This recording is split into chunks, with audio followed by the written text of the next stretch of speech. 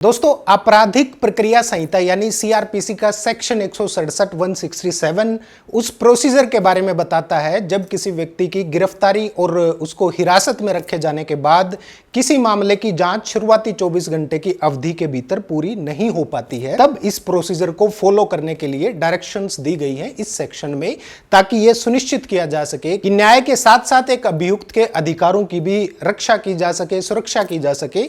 हालांकि जो पुलिस के हाल हैं, अगर ऐसा ही चलता रहे तो ऐसे कानूनों का कोई मतलब नहीं रह जाएगा, क्योंकि ज्यादातर पुलिस कर्मियों को बेसिक कानून ही नहीं पता है। बस इतना पता है कि वर्दी में इतनी पावर है कि किसी को भी ठोकर मार दो, तुम माई बाप हो जनता के। खैर, सेक्शन 167 बताता है कि किसी भी थाने में एक थाना प्रभारी या जांच पुलिस अधिकारी होता है। अगर वो किसी भी अभियुक्त को गिरफ्तार करके उस मामले की जांच 24 घंटे में पूरी नहीं कर पाता है और उसे लगता है कि 24 घंटे में जांच पूरी नहीं हो पाएगी, तो ऐसे में थाने में एक केस डायरी होती है जिसमें ऐसे किसी भी मामले की पूरी समरी लिखी होती है। उस डायरी के एंट्रीज की एक कॉपी आरोपी के साथ, मतलब आरोपी को भी अपने जो उसका निकटतम मजिस्ट्रेट होगा उसके पास तुरंत पेश कर देना चाहिए, भेज देना चाहिए। ऐसे मामले में सेक्शन 167/2 के तहत बिना किसी क्षेत्राधिकार या ज्यूडिक्शन की परवाह किए बिना मजिस्ट्रेट को मामले की सुनवाई करनी चाहिए, और अगर मजिस्ट्रेट संतुष्ट होता है पुलिस के सबूतों और तर्कों से तो मजिस्ट्रेट आरोपी को 15 दिनों तक हिरासत में रखने का आदेश भी दे सकता है। और अगर मजिस्ट्रेट के सामने किसी प्रकार से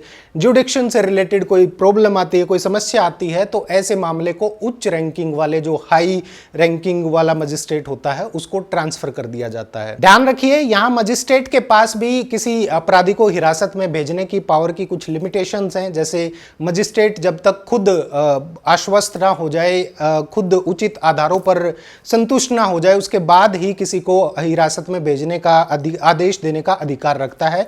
और इस हिरासत की अवधि अगर किसी अपराध में सजा मृत्युदंड है, आजीवन कारावास है या 10 साल की कैद तक निर्धारित है, ऐसे किसी गंभीर अपराध के आरोप हैं तो 90 दिन के लिए हिरासत में रखा जा सकता है। इसके अलावा अन्य अपराधों के लिए 60 दिन के लिए हिरासत में रखने के प्रावधान है। इस अवधि के बाद यदि जमानतदार प्रदान किए जाते हैं तो आरोपी को जमानत पर रिहा किया जाने का प्रावधान है। किसी भी मामले में मजिस्ट्रेट तब तक पुलिस हिरासत का आदेश नहीं दे सकते जब तक कि आरोपी को उनके सामने व्यक्तिगत रूप से पेश नहीं किया जाता है।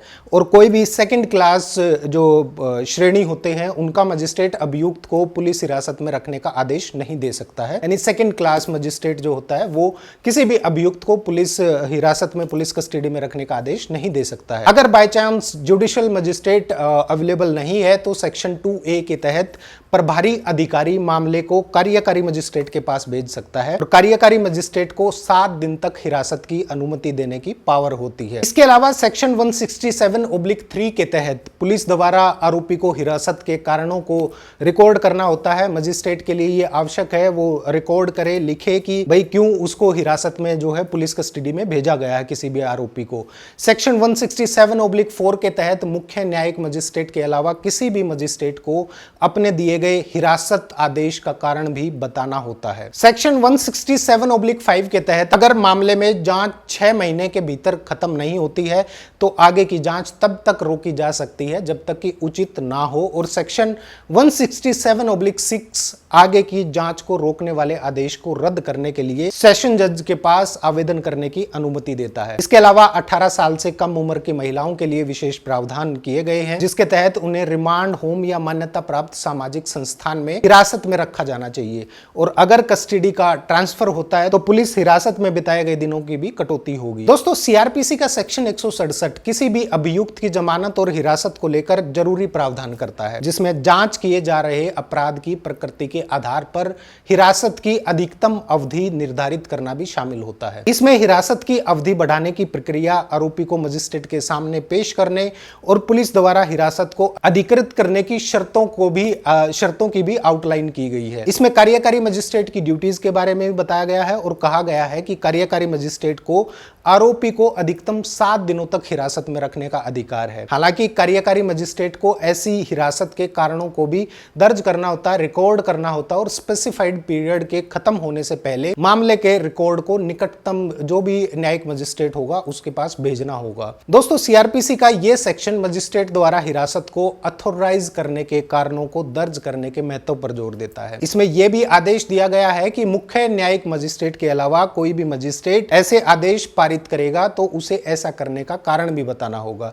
इसके अलावा अगर मामला 6 महीने के बाद भी अनसुलझा रहता है तो ऐसे मामले में सेशन जज के पास ऐसे आदेश की समीक्षा करने की शक्ति दी गई है। दोस्तों, यह था गिरफ्तारी और हिरासत को लेकर जरूरी प्रावधान करने वाला वो सेक्शन जो बताता है कि पुलिस और मजिस्ट्रेट को किसी भी अभियुक्त की गिरफ्तारी से लेकर उसको हिरासत में भेजने तक क्या क्या प्रोसीजर फॉलो करने हैं। ध्यान रखिए, हमारे कानून में हर एक पुलिसकर्मी और न्यायिक अधिकारी के लिए कड़े दिशा निर्देश जारी किए जाते हैं ताकि कोई भी पुलिस वाला अपने मनगढ़ंत कानून ना बनाने लगे या किसी कानून को अपनी मन मर्जी से परिभाषित ना कर सके। सीआरपीसी में साफ साफ निर्देशित किया गया है, साफ साफ बताया गया है, आदेशित किया गया है कि किसी भी अपराध की स्थिति में किस पुलिस कर्मचारी या पुलिस अफसर को कैसे काम करना है और किस अपराध में और किस तरीके से गिरफ्तारी की जानी चाहिए और हिरासत में रखा जाना चाहिए। पुलिसकर्मी अपनी मनमर्जी का कानून बना लेते हैं क्योंकि बहुत सारे लोगों को अपने अधिकारों का ही नहीं पता और इस बात का वो फायदा उठाकर आम आदमी को प्रताड़ित करने का भी काम करने लगते हैं। अगर इस सिस्टम को सुधारना है तो जनता को कम से कम अपने कानूनी अधिकारों की जानकारी होना बेहद जरूरी है। नमस्कार।